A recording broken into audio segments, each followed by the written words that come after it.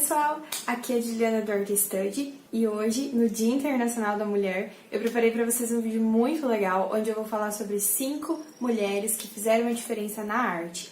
Arte em geral, seja pintura, seja escultura, seja arquitetura. Então eu vou falar para vocês sobre essas 5 mulheres.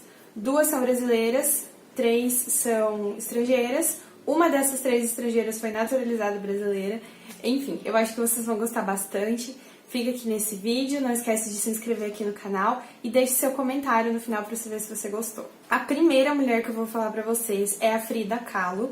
A Frida foi uma pintora que nasceu em 1907 no México.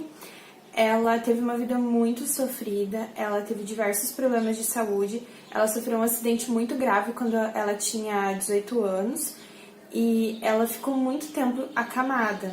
E para passar esse tempo de cama, a mãe dela preparou um espelho na frente da cama dela e montou um cavalete para ela poder desenhar.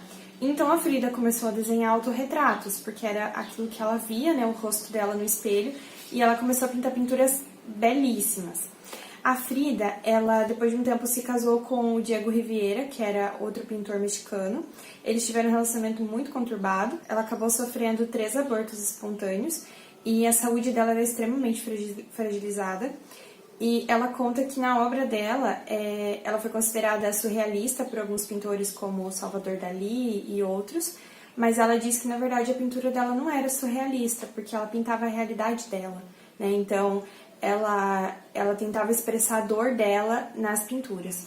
A Frida, ela foi uma mulher extremamente forte, ela lutou contra todas as adversidades que ela teve na vida dela através da pintura. E a gente pode ver essa habilidade que ela teve de lidar com tudo isso através das pinturas dela, que são extremamente coloridas, bonitas. A segunda mulher que eu vou falar pra vocês é a Leonora Carrington.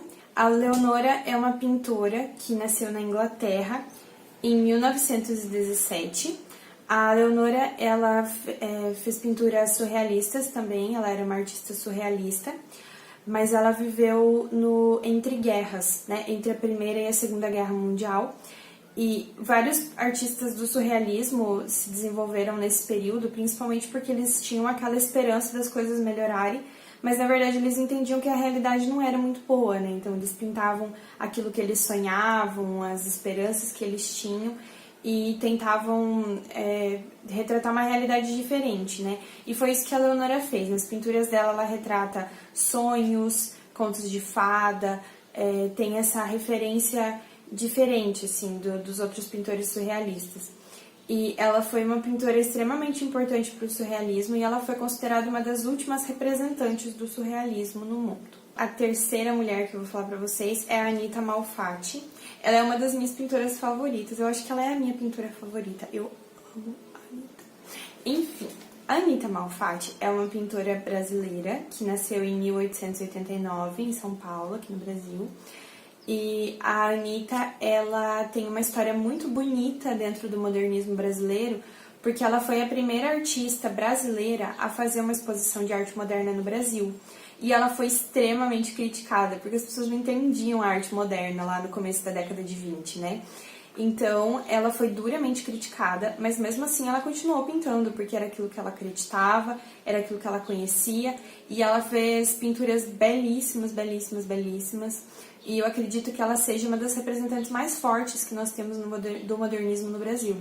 Ela participou da Semana de Arte Moderna, de 22, e ela fazia parte do Clube dos 5, que era representado por pintores e poetas modernistas no Brasil na década de 20. Quarta mulher extremamente importante da arte, que é a Lina Bobardi.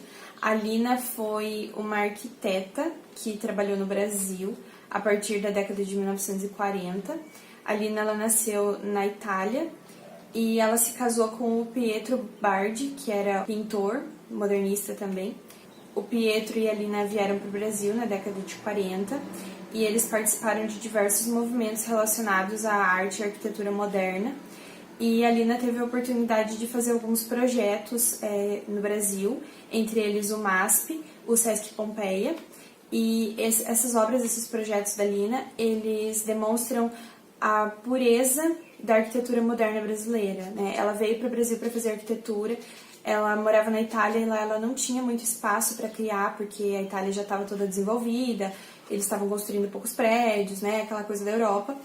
E no Brasil ela tinha uma tela em branco, né? Ela costumava dizer que o Brasil era a tela em branco dela. E ela usou o Brasil para pintar e bordar. Ela fez muitas coisas no Brasil, ela fez diversas obras extremamente importantes que até hoje são estudadas e são analisadas principalmente pelos estudantes de arquitetura e são extremamente apreciadas, né? A Lina, ela foi um exemplo de mulher forte, porque na geração dela existiam poucas mulheres arquitetas, poucas mulheres artistas da arquitetura. E a Lina, ela foi de extrema importância para abrir os olhos das pessoas, né, para elas entenderem que as mulheres também tinham poder de projetar, de estar dentro de um canteiro de obra, né?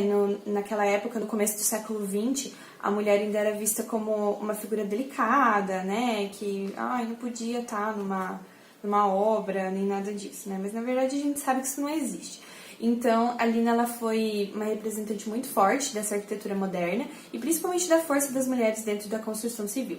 A quinta e última mulher, eu vou falar da Tarsila do Amaral. A Tarsila foi uma pintora que pegou um pedaço ali do modernismo, mas ela acabou criando um outro estilo. Então, enfim, a Tarsila nasceu em 1886, no Brasil, em Capivari.